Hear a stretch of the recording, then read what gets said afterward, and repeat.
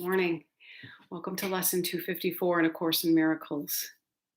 Let every voice but God's be still in me. Father, today I would but hear your voice. In deepest silence, I would come to you to hear your voice and to receive your word. I have no prayer but this. I come to you to ask you for the truth, and truth is but your will, which I would share with you today. Today, we let no ego thoughts direct our words or actions. When such thoughts occur, we quietly step back and look at them, and then we let them go. We do not want what they would bring with them, and so we do not choose to keep them.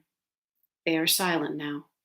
And in the stillness, hallowed by his love, God speaks to us and tells us of our will as we have chosen to remember him.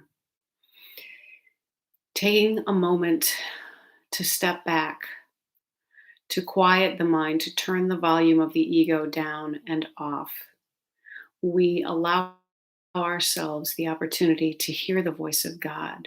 And the voice of God is the voice of love. Allow yourself today to hear only the voice of love. And so whenever judgment or anger would step in, know that you are not listening to the voice of God.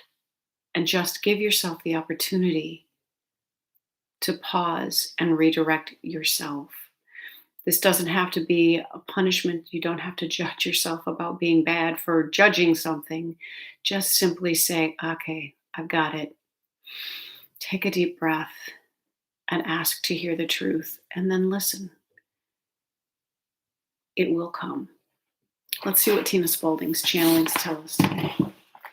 You are blessed beings indeed. I am that one you know as Jesus. The ego's raucous cries are distracting indeed.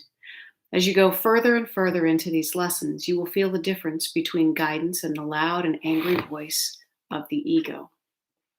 The ego is impatient. It speaks first. It speaks loudly.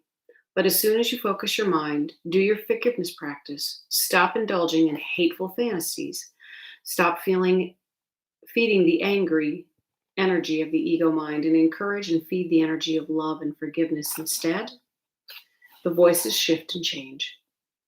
The ego's voice becomes less strident, less obvious, and there is another voice that becomes clearer, the gentle, loving, guiding voice of love. Love is God. God is love. So the voice of love is the voice for God. When you ask to hear only that voice, you send out a powerful message. You choose to use your free will to dampen the voice of the ego, and the voice of the ego is the one that's been fed in your society. It is the voice that has been cultured. It is the voice that has been given your attention. But as you have now come to lesson 254, you have spent many, many days giving spirit love and attention, giving your inner guidance love and attention. Now you are ready to dedicate your mind to the inner voice for God. I am that one you know as Jesus, and we will speak to you tomorrow. Almost the same thoughts, almost the same words. We are at a place where there are so few explanations that are needed, and the only thing we need to focus on is love.